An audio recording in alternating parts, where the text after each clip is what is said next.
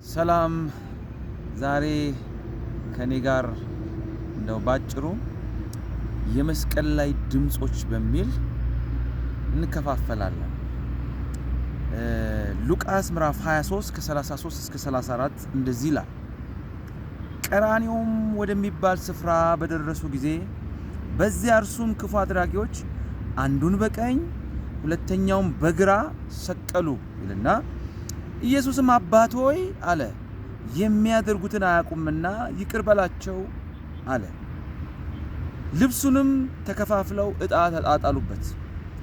ከተሰቀሉት ክፉ አድራጊዎች አንዱ አንተስ ክርስቶስ አይደለህምን? ራስንም እኛንም አድን ብሎ ሰደበው ይላል። ሁለተኛው ግን መልሶ አንተ እንደዚህ ባለ ፍርድ ሳለህ እግዚአብሔር ከቶ አትፈራምን?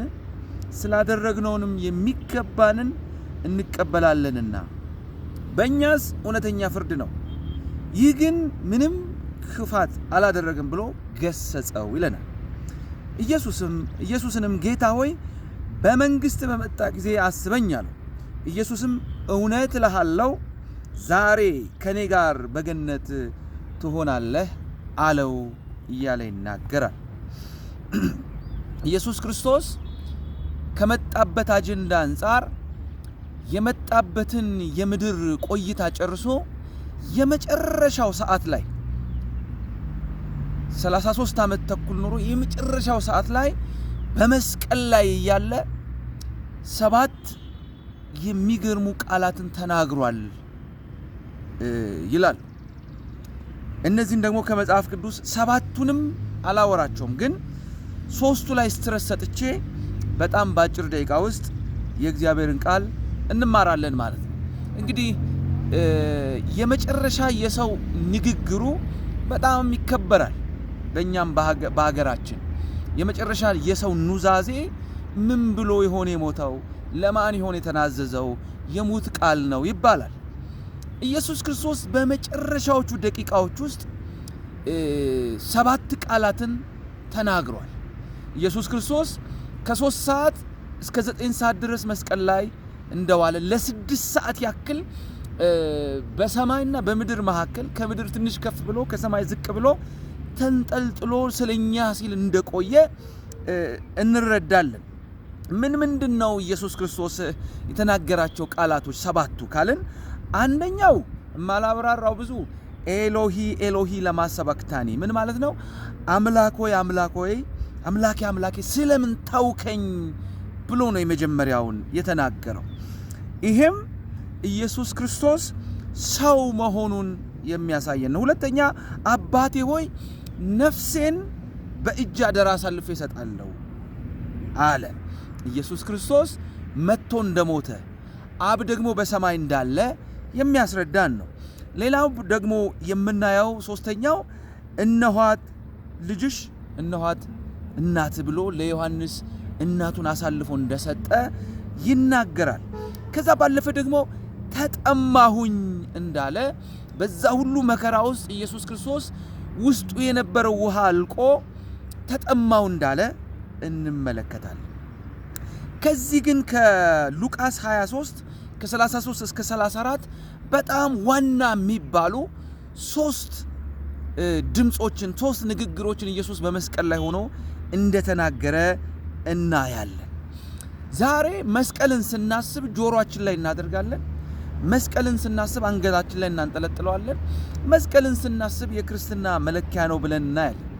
መስቀል ግን የሆነ ማጌጫ ብቻ አይደለም። መስቀል ሕይወት ነው። መስቀል ዋጋ የተከፈለበት ነው። መስቀል እኛንና ሰማይን ያስታረቀ የተጣላ ነው የተራራቅነውን የጥሉን ግድግዳ የሻረበት እርቅን የወረደበት ነው። ስለዚህ የመጀመሪያው ምን አይነት ድምጽ ነው ካላችሁኝ፣ መስቀልን ስናስብ ይቅርታን ነው ልናስብ የሚገባው። እንደዚህ ነው። ኢየሱስም አባቶ ያለ የሚያደርጉትን አያውቁምና ይቅር በላቸዋል። የመጀመሪያው ድምጽ ምንድነው ካላችሁኝ፣ መስቀልን ስናስብ ወደ አእምሮአችን ሊመጣ የሚገባው የሚያደርጉትን አያውቁምና ማለት እየወጉት እየሰቀሉት እየገደሉት ጭንቅላቱ ላይ የሾህ አክሊል እያደረጉበት ወገቡን በጦር እየወጉት እሱ ግን የሚያስተላልፈው መልእክት እንደዚህ ነው የሚያደርጉትን አያውቁምና ይቅር በላቸው የሚል። ስለዚህ ከፊታችን ያለውን የፋሲካን ባህል ስናከብር ዶሮ ትዝ አይበለን፣ በግ ትዝ አይበለን። ትዝ ሊለን የሚገባው የሚያደርጉትን አያውቁምና ይቅር በላቸው። ለዚህ ነው ኢየሱስ ክርስቶስ በሉቃስ ምዕራፍ 6:27 ላይ ነገር ግን ለእናንተ ለምትሰሙት እላችኋለሁ ይልና ጠላቶቻችሁን ውደዱ፣ ለሚጠሏችሁ መልካም አድርጉ፣ የሚረግሟችሁን መርቁ፣ ስለሚያሳድዷችሁም ጸልዩ እያለ ይናገራል። ስለዚህ ይሄ ነው የመስቀሉ መንገድ፣ ይሄ ነው ፋሲካ። ምን የሚጠሉንን መውደድ፣ የሚረግሙንን ለነሱ መጸለይ፣ ለሚያሳድዱን እነሱን ማቀፍ። ይሄ ነው የበደሉንን ይቅር እንደምንል ማለት። this is ፋሲካ፣ this is መስቀል። መስቀል የምንሳለመው ነገር ሳይሆን መስቀል ምንድነው? ምህረት ማድረግ። ለኛ ምህረት ተደርጓል፣ ለሌሎች ምህረት ማድረግ ነው። የመጀመሪያው ድምጽ የመስቀል ድምጽ የሚያደርጉትን አያውቁምና ይቅር በላቸው። የሚወጉትን አዎ፣ የሚበድሉንን አዎ ይቅር በላቸው። ሁለተኛስ የደህንነት ድምጽ ነው። ሁለት ወንበዴዎች ጋር ነው ኢየሱስ የተሰቀለው። አንደኛው ወንበዴ እንደዚህ ይለዋል፣ አንተ ክርስቶስ ነኝ ትሌለ ወይ? እስቲ እኒህ ራስንም ማድን እኛንም ማድን እስቲ ልብ ካለ እያለ ይፎክራል። አንዳንድ ጊዜ የመጨረሻው ቦታ ላይ ዘመናችንን ሁሉ አቃጥለን፣ ዘመናችንን ሁሉ ወንጀለኛ ሆነን እግዚአብሔር የመጨረሻ እድል ሲሰጠን እንኳን አንጠቀምበትም። የመጨረሻ እድል እግዚአብሔር ሲሰጠን እዛም የመጨረሻ እድል ላይ ቆመን ልንሞት እያጣጣርን በስንዴ የገባ በእንትን የመጣ እያልን እናሾፋለን። ልክ እንደ ኖህ ዘመን ይበሉ ይጠጡ ይሰክሩ ነበረ።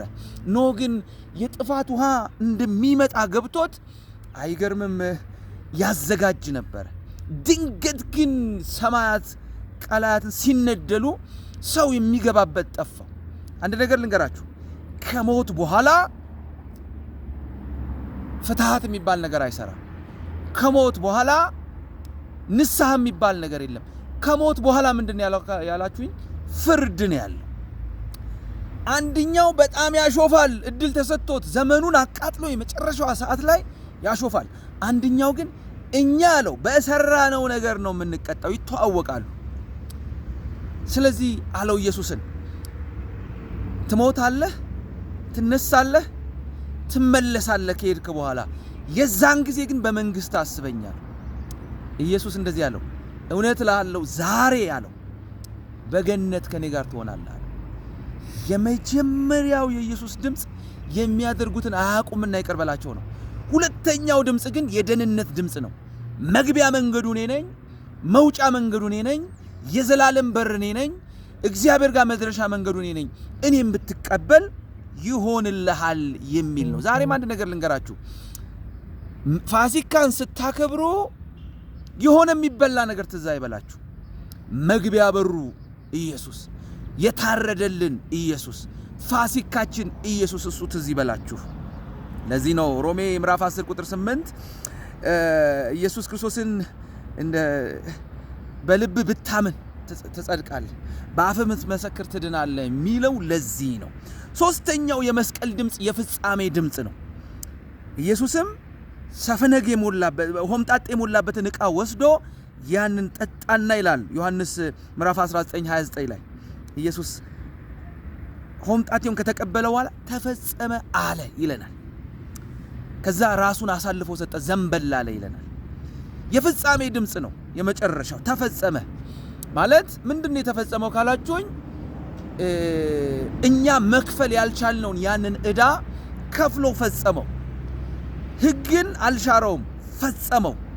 ሕግ መቀጣት መሞት ይፈልግ ነበር፣ ፈጸመው። አይገርምም? ኢየሱስ ክርስቶስ ስለኛ ያለውን ነገር አብ ከኛ የሚጠብቀውን ነገር እሱን ከፍሎ ፈጸመልን። ሕግን ፈጸመልን። ከኛ የሚጠበቀው ምንድነው ካላችሁኝ፣ የተከፈለው ለኔ ነው ብሎ እሱን ተቀብሎ የዘላለም ሕይወትን መውረስ ነው። እንደዛ ይሁንልን። ስለዚህ የመስቀል ላይ ድምጾች እነዚህ ናቸው። የሚያደርጉትን አያውቁምና ይቅር በላቸው። ደህንነት በክርስቶስ ብቻ ነው። እዳዬ ተከፍሏል ተፈጽሟል ብለን ከጌታ ጋር መጣበቅ ይሁንልን። ዛሬም መስቀሉን ስናስብ ይሄ እንዲገባን እመኛለሁ። በቃ በድየዋለሁ ግን ይቅር ይለኛል። መግቢያ በሩ ኢየሱስ ነው። አይገርምም? ከዛስ የኔን ስራ ሰርቶ ፈጽሞታል። ከኔ የሚጠበቀው እሱ የሰራውን ስራ መቀበልና በዛ አምኖ የዘላለም ሕይወት መውረስ ነው።